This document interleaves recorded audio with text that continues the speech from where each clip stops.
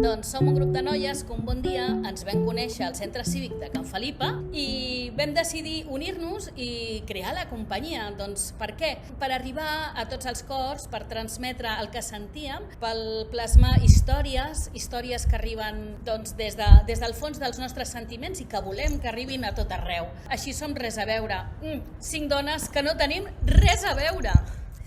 Bueno, pues yo en realidad directora no soy, dirijo porque me encanta y porque es un proyecto que me llegó de manos de Lali Álvarez. Yo tenía que hacer una sustitución y finalmente me quedé con ellas 4, porque no podía ser de otra manera. Entonces yo soy actriz, soy profesora de interpretación y bueno, sí que dirijo algunas cositas, pero así como compañía estable con ellas pues no lo había hecho hasta ahora y bueno, fue una maravilla. Nos costó encontrar el texto, ¿no? Porque como decía Carme antes no somos Res a veure, pero finalmente lo encontramos y la verdad es que ha sido un proceso maravilloso que ya lleva 3 años y unas joyas. Doncs el procés creatiu del Juego del Ciervo i l'Antílope ha estat tot un procés molt intens, també hi ha descobriments, perquè és la primera obra de la companyia i també per algunes de nosaltres la primera experiència interpretativa.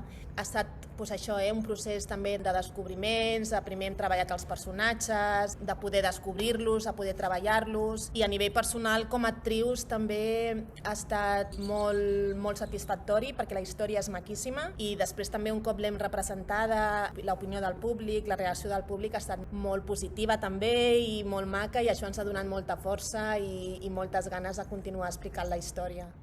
Bueno, pues yo la relación que tengo con el Auditori la verdad es que es muy personal y muy emotiva porque bueno, es mi barrio. Yo he estudiado ahí pues hasta todo el instituto y yo iba al Bernat Mecha, que está a unas calles un poquito más abajo. Entonces, pues salíamos, así cuando empezamos a salir de marcha, salíamos en el centro cívico, que es donde se hacían todos los conciertos y era una maravilla. Y además yo hacía teatro en mi instituto. Entonces, el primer festival interinstitutos del distrito se hizo allí, al menos el primero que yo asistí. Y claro, era como salir del instituto e ir a lo que era la sala de actos entonces de la infanta Isabel y del Juan de Austria. Y fue una experiencia maravillosa.